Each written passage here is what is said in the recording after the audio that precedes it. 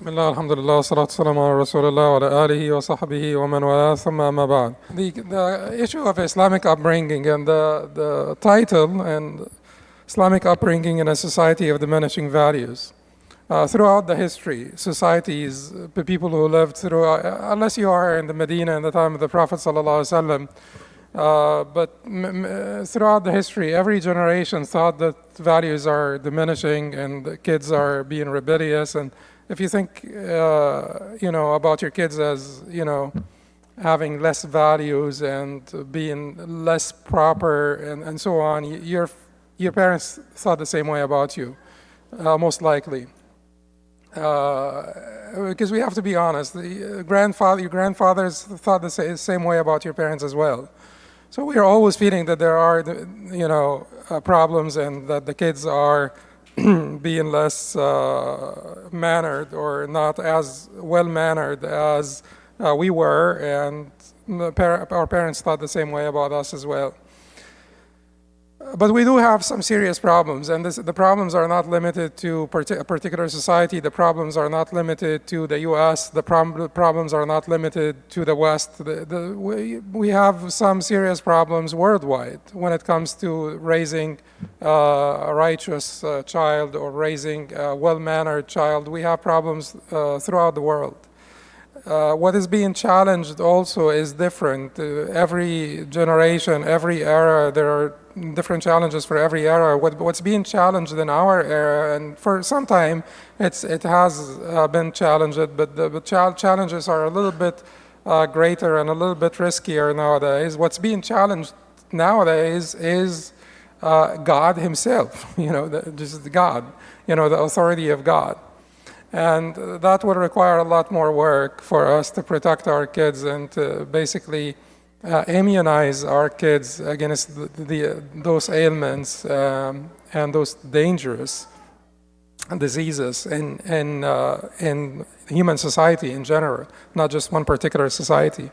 So if we talk about upbringing, and it is tarbiyah, in Arabic it is tarbiyah, and the word tarbiyah is very beautiful in Arabic because تربية basically هي إنشاء الشيء طورا فطورا حتى يبلغ تماما. It is basically to help grow something from one phase to the next until it reaches completion. It reaches its full potential. And where did I bring this from? Raghib al-Asfahani, in fact, mentioned this when he was talking about something else. Something related to the word tarbiyah. Can you guess? Rabb, Lord, is semantically related to the word tarbiyah. They share the same root. The Rabb takes care of us and helps us grow from one phase to the next. Also, tarbiyah is helping someone grow from one phase, or something causing it to grow or helping it to grow from one phase to the next until it reaches its full potential. And the beauty in this is that you'll have to understand that you're not actually starting from scratch. Allah subhanahu wa ta'ala gave you a child that has a built-in fitrah. This fitrah is what you are trying to promote. Now, he does have qualities. He has strengths and weaknesses, born with good and bad qualities. But the innate fitrah that Allah subhanahu wa ta'ala instilled in this child is something beautiful that you just need to remove, the weeds, and then you will have fertile ground to basically sow the seeds of good plants and good trees and that will come to fruition one day. You're not starting from scratch. You could actually sometimes learn things from your child. Your child could teach you lessons in, manners and proper conduct. And so don't think that you have an empty pot. You don't have an empty pot. You have the fitrah that Allah subhanahu wa ta'ala instilled in this child, and you're trying to help him grow from one phase, or her grow from one phase to the next to their full potential. That's what you're trying to do. And the main concepts in Islamic tarbiyah that they are pretty much Islamic concepts, but they're particularly pertinent to tarbiyah. One is purpose, focus. Islamic tarbiyah is about purpose and focus. It's focused purposefulness, purposeful focus. You have a destination. It's not, life is meaningful. You want this child eventually. What do you want for the child? What do you want for your child? You want for your child falah, prosperity, success in this life, but more importantly in the hereafter. What is your ultimate destination? Your ultimate destination is Jannah and the pleasure of Allah. Should you wish the same thing for your child? Absolutely. And you want to get him there. You want to get him there. You want him to have a good life, and at the end of his good life, have a good ending, and make it, ultimately to eternity in bliss and paradise, and help him or her earn the pleasure of their Lord. So there is focus. There is a target. And if you miss that target, you missed everything. من فاته المقصود المعبود فاته كل شيء, as al-Munawi said rahimahullah. If you miss your target, if you miss that goal, that ultimate objective, you missed everything. So in this case, all the zeros that would have been to the right of the one will be to the left of the one. You know this particular parable, right? But basically, the PhD from Harvard, the health, the strength, everything. It's just like everything that you can imagine that you will help him earn or have or acquire in this life. If you missed that target, there will be zeros to the left of the one. If you actually, if he made it to Jannah, then it would also be great for him to have like a good life and to have stability and prosperity and success in this life. Like sometimes I use this example, and not basically to promote more and more greed, but if he becomes the CEO of a Fortune 500 company, that's great, as long as he will make it to paradise, and as long as he will not miss out on his opportunity and his potential to make it to paradise and to be as close as possible to the Anbiya wa Sahaba, Salihin, Awliya. So that's the target, that's the final destination. And then after this, so we have this focus, which is extremely important. We approach the child, the approach is a holistic approach. So we have the focus, we have the purpose, and we have holism. Holistic approach, you're engaging the entirety of the child. You understand that man was created from different elements, and you're trying to basically help him come to fruition, blossom in every regard, intellectually, physically, emotionally, spiritually. There is a lot to be concerned about, a lot to worry about. The physical well-being of the child is important or not. If your child is sick, you rush them to the ER. It is important. The physical well-being is important. The emotional well-being is important. The spiritual well-being is most important. The primacy of spirituality in Islam, we cannot deny this. Allah subhanahu wa ta'ala said, إِذْ قَالَ رَبُّكَ الْمَلَائِكَةِ إِنِّي خَالِقٌ بَشَرًا مِّن طِينٍ فَإِذَا سَوَّيْتُهُ وَنَفَخْتُ فِيهِ مِن رُّوحِي فَقَعُوا لَهُ سَاجِدِينَ. So, إِنِّي خَالِقٌ بَشَرًا مِّن طِينٍ, I will create man from clay. فَإِذَا سَوَّيْتُهُ وَنَفَخْتُ فِيهِ مِن رُّوحِي فَقَعُوا لَهُ سَاجِدِينَ. And then once I have fashioned him and breathed into him from my soul, then fall prostrate before him. Two elements here that are being mentioned: min teen, the clay, and the spirit that Allah subhanahu wa ta'ala breathed into the clay. And we're human beings primarily, and more importantly, primarily because of that spirit. Because our bodies are not much different from the bodies of a lot of animals. And a lot of animals are stronger than us. but because of that spirit. So Islam recognizes the primacy of the spirit, but Islam does not aim to nurture the spirit at the expense of the body. Islam did not ask us to humiliate the body, to hurt the body, to harm the body, to suppress the body for the spirit to rise. Did Islam ask us to do that? No, it did not ask us to do that. Islam is not seeing a conflict here between the two elements from which man was created while recognizing the primacy of the spirit. That's why when the Prophet ﷺ speaks to us about food, the Prophet ﷺ tells us, بِحَسْبِ ابْنِ آدَمَ لُقَيْمَاتٌ يُقِمْنَ صُلْبَ. It's sufficient for the son of Adam to have a few morsels, a few bites of food that will keep his back straight. Sometimes we have too much that our back is, because we had too much. But the Prophet ﷺ was talking about having enough to keep your back straight. So what is the Prophet ﷺ saying here? This is certainly talking about the primacy of the spirit, that it is enough for you. Do not indulge the body. The gluttony is basically the precursor of so much evil. So don't indulge the body in the physical pleasures in this dunya, but have enough to keep your back straight.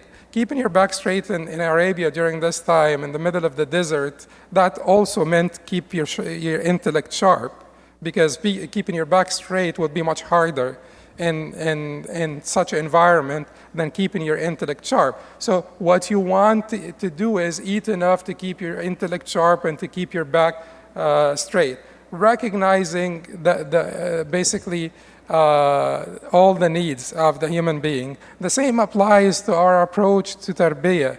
You're not only addressing the child, or you're not only addressing the well-being or the welfare, the physical welfare or well-being of the child, or the emotional, or the educational, intellectual, or the spiritual. You're addressing everything, giving everything its proper place in your list of priorities. The spiritual will need to be on the top. You agree, right? Their relationship with Allah does need to be on the top. Everybody agrees on this, right? And then all of the other needs will come after their relationship with Allah subhanahu wa ta'ala and their faith. Faith will be their source of happiness and strength and stability in this life before the hereafter. Not just for the hereafter, in this life before the hereafter. So this is the second principle in Islamic tarbiyah, which is holism. The third principle, which is extremely important, is that, so you are, this is where you want to take them, help them grow, get them to that destination, and approach them holistically, in moderation, doing everything in moderation. So focus is the first one, holism is the second one, moderation would be the third one. I don't want to waste a lot of time, talking about addressing each one of those concepts, because they're just known to us. Most of the people here in the crowd, all the people here in the crowd know that Islam is about moderation. And I only have 16 minutes left, and I have so much to cover. And then another important aspect also in Islamic tarbiyah is optimism. That's an extremely important aspect in Islamic tarbiyah. When Allah subhanahu wa ta'ala says, لا يكلف الله نفسا إلا وسعها, Allah does not burden a soul beyond its capacity. This is a huge source of optimism for us human beings. This is a huge source of optimism for humanity, because Allah did actually have a lot of demands of us, a lot of requirements, a lot of do's and don'ts. Allah is telling us that all of that, all of the etiquettes and manners and, all of the, basically proper ways of conducting ourselves in public and private with Allah subhanahu wa ta'ala, and interactions with Allah subhanahu wa ta'ala, with our parents, with our neighbors and co-workers, the Muslims, non-Muslims, humanity at large. All of this is actually within their capacity. This tells you of the great potential that human beings have. All of this is within our capacity. Everything that Allah subhanahu wa ta'ala asked of us, all of the good things that were prescribed for us in the Quran and the Sunnah, they are all within our capacity. Does that make you optimistic? Yes, it should be. It should make you optimistic. Some human beings will, many human beings will exceed the al-malaika, the angels. When Allah subhanahu wa ta'ala asked the angels to prostrate before Adam, that is actually worth our reflection. That is enormous. That is huge. That tells you so much about the status of this creation and how Allah subhanahu wa ta'ala honored Adam and honored his descendants. So optimism, be optimistic and don't lose faith in your child.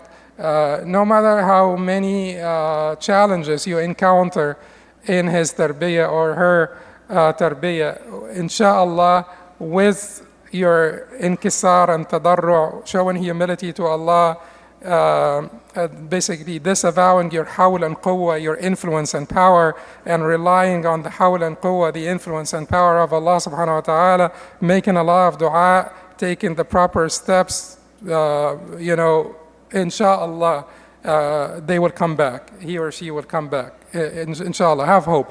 And then if it does not happen, because sometimes it is rare, but it does happen sometimes that they may not come back. And then you will be like Nuh, who did everything possible, and Allah subhanahu wa ta'ala decreed otherwise. And then you will not be at fault, neither in this life or in the hereafter.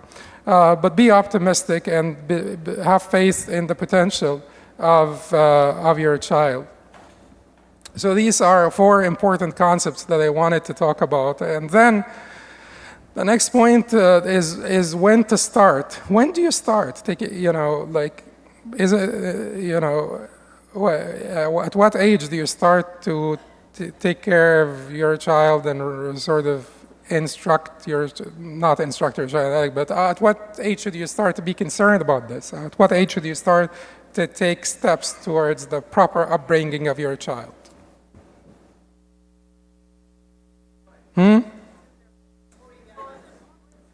Yeah. Okay. I think at age 10, when you're 10. See, Allah subhanahu wa ta'ala, see the story of Ashab al-Kahf, we will mention this part of the story tomorrow, right? وأما الجدار فكان لغلامين يتيمين في المدينة وكان تحته كنز لهما وكان أبوهما صالحا فأراد ربك أن يبلغا أشدهما ويستخرجا كنزهما رحمة من ربك وما فعلته عن أمري ذلك تأويل ما لم تستطع عليه صبرا.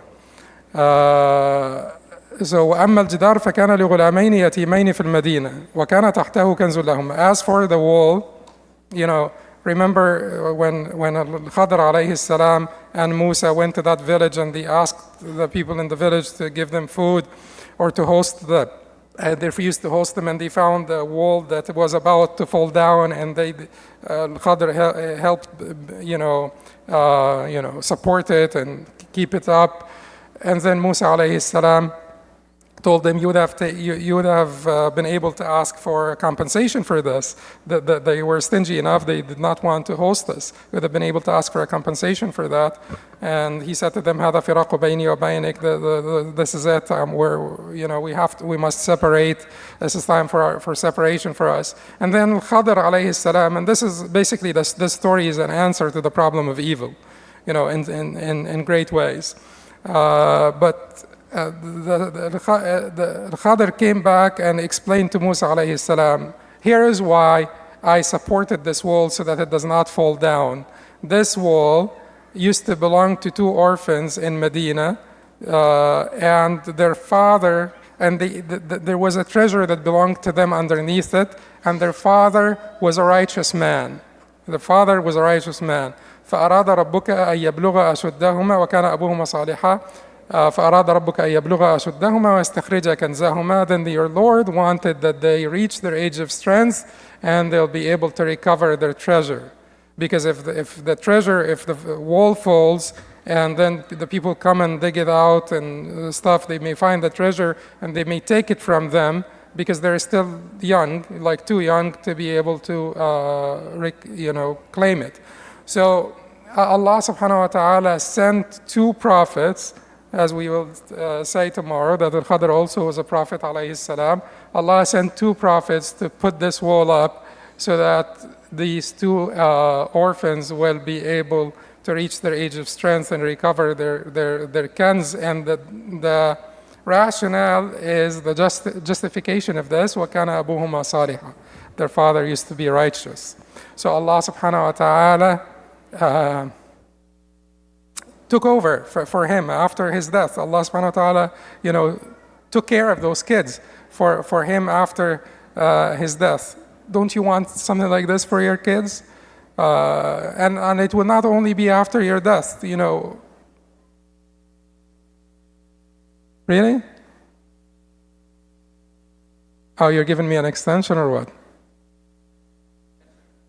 Huh? This is an extension?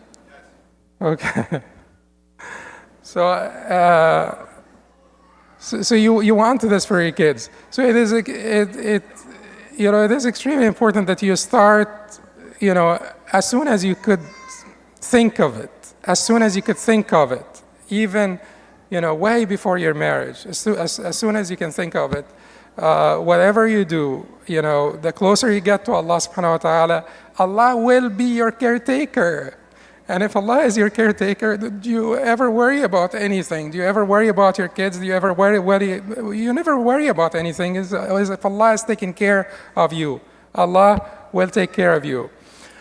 So start as early as you can. Certainly, when you pick out your spouse, that now it's getting to be really serious here, because when you're picking out a spouse, you're picking out a mother or a father for your child, and you have to basically keep them in mind. This is going to be the father of my kids or the mother of my kids. Keep this in mind, and I'm not going to also.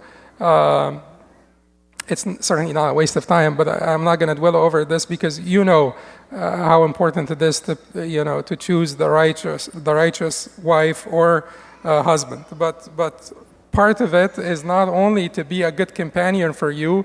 A major part of it is to be a good parent for your children. That's when you want to start as early as you can. And then what should be emphasized? And what I wanted to talk about today is what should be emphasized. And I wanted also to talk about what you will need and eventually some practical tips. But we will just try to go through it as fast as we can. What should be emphasized? Maybe I would skip over what should be emphasized, but I'll point out to you some highlights. What should be emphasized is aqidah, and some, of the Islamic practices, and akhlaq, manners, etiquettes, and manners. And all of this you will find in the wasiyah of Luqman. Go to, Surah Luqman, and read what Luqman said to his son. Read what Luqman, the advice of Luqman to his son. You will find all of this to be part of it. And when it comes to aqidah, the aqidah in Allah, the aqidah in the hereafter, al-yawm al-akhir, the aqidah in qadar, all of this is part of the advice of Luqman, and certainly the aqidah in the Prophet ﷺ and his companions. Because you want your kids to have role models. Where is he going to find role models? You may not be a good role model. Let's be honest with ourselves. You will be delusional if you thought that you were a good role model. You want your kid to really have good role models. And there is nobody around that would be a good role model.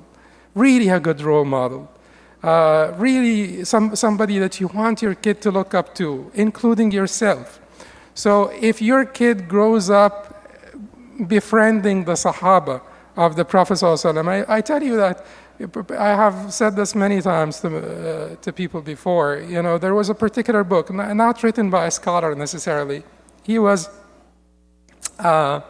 He was a popular, good man, and he was a scholar in his own right, but not a scholar in the conventional Islamic sense.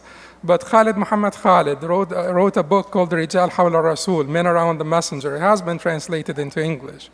But his poetic style and his writing style was so beautiful.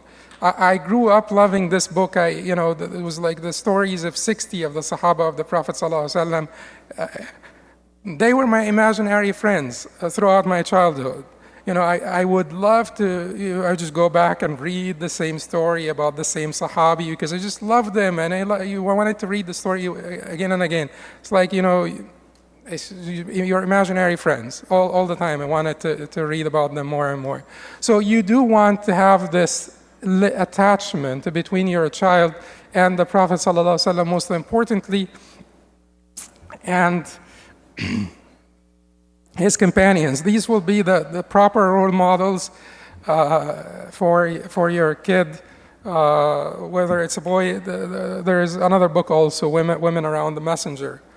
Men Around the Messenger, Women Around the Messenger, for your boy or girl. So when it comes to Aqidah, the Aqidah in Allah subhanahu wa ta'ala, the Aqidah in the hereafter, the Aqidah in Al-Qadar, the Aqidah, Aqidah in Qadar, Hadith Tirmidhi, Ibn Abbas, احفظ الله يحفظك, احفظ الله واعلم أن الأمة لو اجتمعت, if all humanity were to gather and to basically conspire to hurt you, they cannot hurt you unless it is so written. But these are important aspects of Aqidah that we have to instill in every child growing up. Practices, أقم الصلاة وأمر بالمعروف وانهى عن المنكر. Salah in particular, it has a very distinguished position in Islam, not only for kids but for adults. Salah is the first thing that you'll be asked about. And then manners and etiquettes.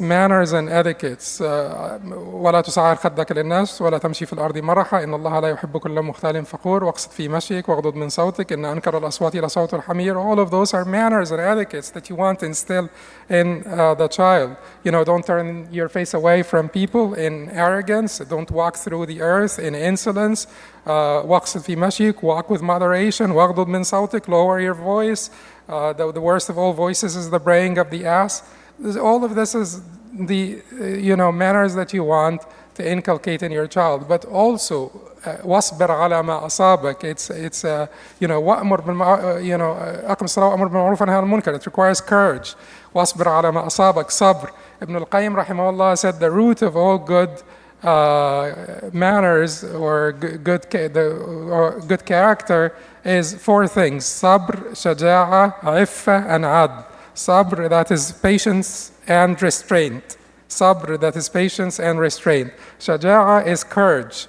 Iffa is aversion to anything that is lowly. Iffa is aversion, natural aversion to anything that is lowly, any conduct that is lowly or anything that is lowly. And adl, which is justice. And then you have dhulm and jahl and ghadab and shahwa, the roots of all evil. Dhulm and jahl, injustice and ignorance, ghadab, anger, shahwa. Shahwa here does not only mean lust, but it means lust and gluttony. Greed for pleasures, carnal pleasures and other pleasures. So these are things that need to be emphasized early. What you will need to do, the tools that you will need much reliance on Allah. Tawakkul and tafweed. And they are different, but you need to rely on Allah and to delegate to Him. You put your trust in Him and make dua. رب اجعلني مقيم الصلاة ومن ذريتي ربنا وتقبل دعاء. ربنا واجعلنا مسلمين لك ومن ذريتنا أمة مسلمة لك وأرنا مناسكنا وتب علينا. Ibrahim made this dua, and look at the dua of Ibrahim. Look at when the dua of Ibrahim came to fruition. Part of the dua of Ibrahim. Our Messenger ﷺ was the product of this dua. The Prophet ﷺ was the answer of this dua. He wanted to be of the submitters. He wanted to be رَبَّنَا وَاجْعَلْنَا مُسْلِمَيْنِ لَكَ, make me and my son Ismail, of those who submit to you. And وَمِن ذُرِّيَّتِنَا أُمَّةً مُسْلِمَةً لَكَ, and of our offspring. He thought of the offspring. رَبِّ اجْعَلْنِي مُقِيمَ الصَّلَاةِ, make me of the people who perfect their prayer. وَمِن ذُرِّيَّتِي, and of my offspring as well. He was always concerned about his offspring. And look at how Allah subhanahu wa ta'ala answered the dua of Ibrahim through the Prophet sallallahu alaihi wasallam and our entire nation. So you do need tawakkul and tafweed, and you do need to make plenty of dua, and you do need a lot of patience. Raising kids needs a lot of patience and deliberation and forbearance, and just this is not going to be easy. If you had a child now, if may Allah make it easy for you, but I'm not saying that this is going to be too hard or anything, but it will require a lot of effort. It will require a lot of thought and a lot of effort and a lot of patience. So you do need that, and you need some knowledge also. Sometimes we're clueless about the stages through which, when we talked about Ar-Raghib al-Asfahani and his definition of tarbiyah and helping something grow from one phase to the next until it reaches its full potential, sometimes we're clueless, and in all honesty, I do believe that a little bit of knowledge, particularly insight into the first phases of development, the first phases of child development, whether it's John Piaget's phases of intellectual development or Erik Erikson's social, both, you combine them. So a little bit of this knowledge, when you can actually identify the needs of your child at different phases, whether he is in the sensory motor phase or pre-operational phase or concrete operational or full operational, the classification of John Piaget or Erik Erikson's theory. Some of these things are important. When you know that in the first year of life, it is time to develop trust or mistrust in the environment. If the child is in pain or needs to be changed or needs to be fed and cries and cries and cries and no one responds, they may develop mistrust in the surroundings. They may develop mistrust in their caretakers. It could be that early. It could be that early in the first year of life. And then for toddlers, for instance, when it is about shame and autonomy, when it is about autonomy or shame, the fact that you would not allow your child to make any choices about their attire, or the fact that you would not allow your child to feed themselves because you're afraid that they may make a mess, this will suppress. That is when autonomy and independence develops. So you do not want to suppress this. You just make sure that they are safe, and then you allow them to make a mess and feed themselves and make as much mess as long as it's not on the carpet, But you do allow them this room. And then after this, you will have the period of initiative taking versus guilt. Between 2 to 7, they're very egotistic creatures in this age group, like 2 to 7 or 3 to 7, very egotistic creatures. They actually sometimes do not recognize the presence of anyone, almost like solipsism. They don't recognize the presence of anyone around them. They may sit in front of you if you're watching something, for instance, if you're watching like a lecture on Tawheed or something. And they may sit in front of you not because they are insensitive or inconsiderate, because they are truly that egotistic. They are truly that self-centered, self-consumed. They're just thinking about themselves. And that's why you have rivalry, and that is why it's very hard for them to share and all of that stuff. You have to recognize them, and you have to help them out of it wisely. but recognize that just part of their development. They are not particularly wicked, it's just part of their development. And then when they reach school age and it becomes in industry versus inferiority, that is when they need your encouragement. You need to encourage them. When they do a good thing, you encourage them so that they can do something better. And then when they reach their adolescence, it's about role, identity versus role confusion. And then in this case, in this particular age, you need to be as clever as you can, as wise as you can. There are certain techniques that you employ with adolescents: reflective listening, open-ended questions. You basically elicit motivation. You do not impose motivation, and there are certain techniques. And we could actually keep in mind, you don't need to have a sheikh for everything. Sometimes we need in our masajid to listen to a psychologist. Psychologists that will also understand Islamic sensibilities, right?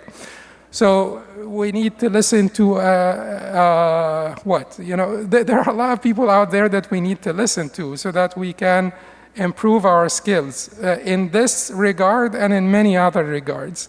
So we need to bring those, and I'm out of time, but I wanted just to point out to you that we need to bring more skills into our community, and we need to recruit talented people to come and talk to us and teach us about various things that we can benefit from. And it may not be a bad idea to have the sheikh present as well, like a joint lecture between the sheikh and the psychologist. So if it makes you more comfortable this way, so that everything is Sharia compliant, then you could do this as well. But there is a lot more for us to learn, and I had about 19 tips to share with you, like practical tips. I can't pace myself, but some other time, inshallah, I'll share them with you. أقول قولي هذا أستغفر الله لي ولكم سبحانك اللهم وبحمدك أشهد أن لا إله إلا أنت أستغفرك وأتوب إليك.